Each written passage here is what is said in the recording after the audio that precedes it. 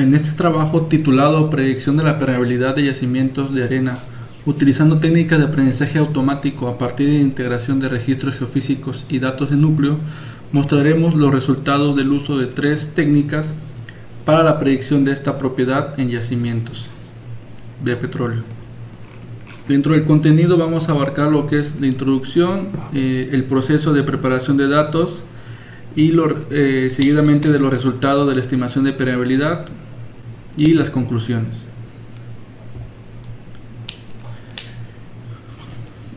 Básicamente, para estimar esta propiedad existen tres métodos principales: lo que es el análisis de núcleo, los cuales se presentan una medición a partir de una muestra recuperada del yacimiento; lo que es el análisis de registros geofísicos,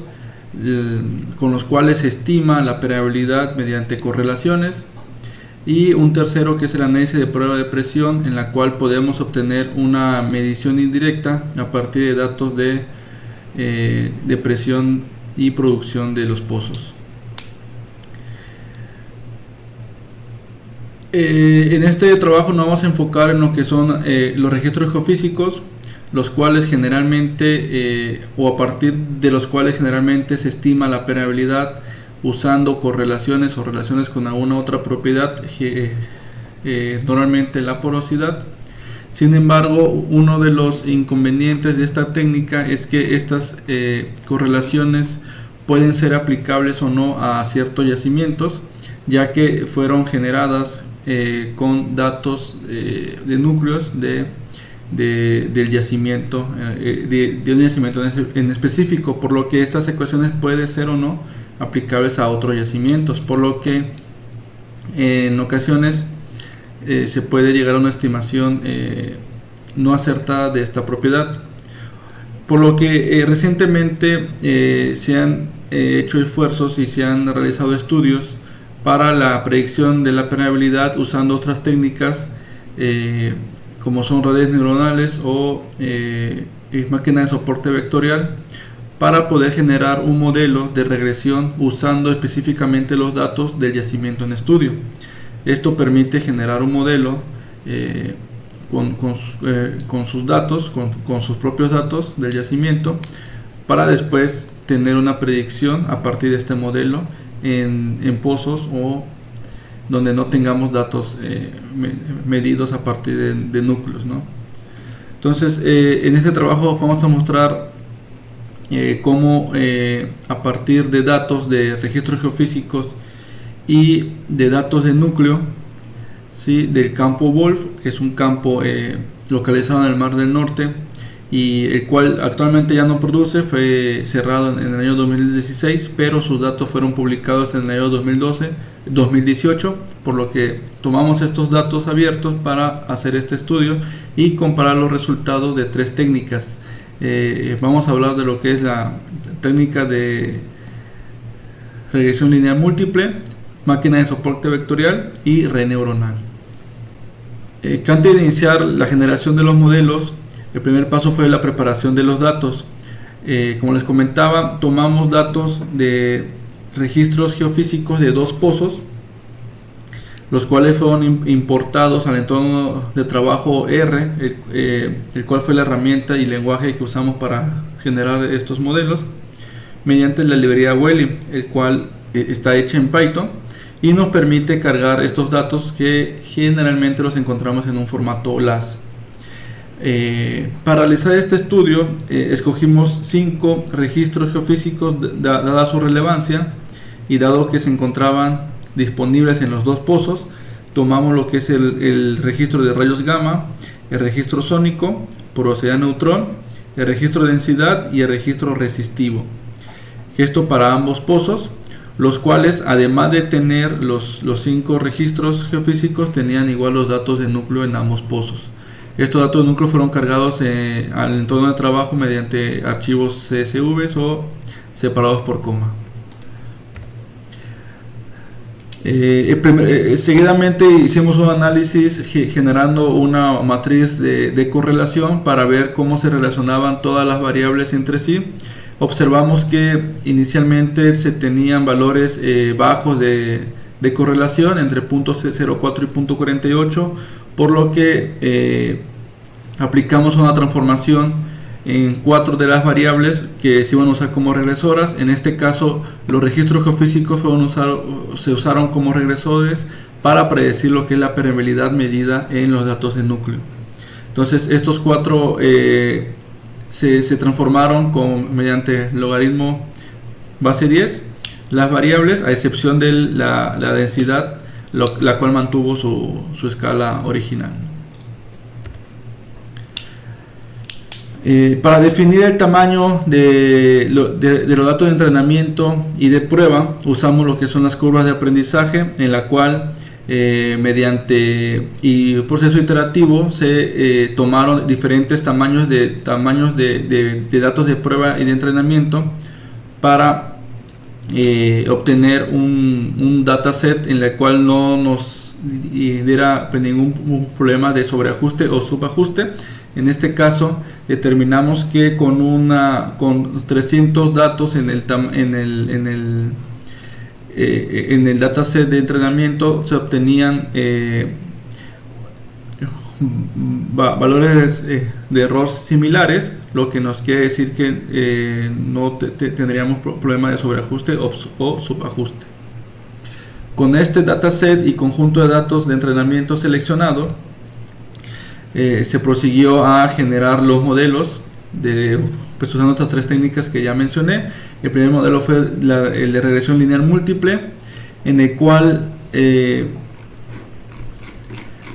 se obtuvo un coeficiente de determinación para los datos de entrenamiento de 0.71 y posteriormente se comparó o se predijeron los datos de prueba, obteniendo un valor de raíz del error cuadrático medio de 0.53. Aquí lo que vemos es que en los datos, aquí lo que vemos en esta gráfica es la comparación en línea verde de lo que sería la predicción ideal, en línea azul los datos de entrenamiento y en línea naranja los datos de prueba. Aquí lo que observamos es que se presenta un mejor ajuste en los datos de prueba que en los de entrenamiento. Esto debido a que en los datos de entrenamiento observamos datos que no se pudieron ajustar de manera satisfactoria. Sin embargo, se muestra que se obtuvo un buen ajuste, un ajuste aceptable con este método.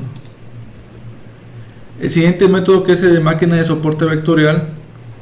en este método, debido a que se tienen 2 hiperparámetros, lo que es el coeficiente C y el valor sigma, se tuvo que hacer un proceso de sensibilidad para llegar a unos valores que nos permitieran obtener un mejor ajuste de los datos observados, en el cual se obtuvo un valor de C de 2 y un valor de sigma de 0.35 para el modelo final, con lo cual nos permitió obtener un valor de coeficiente de determinación de 0.72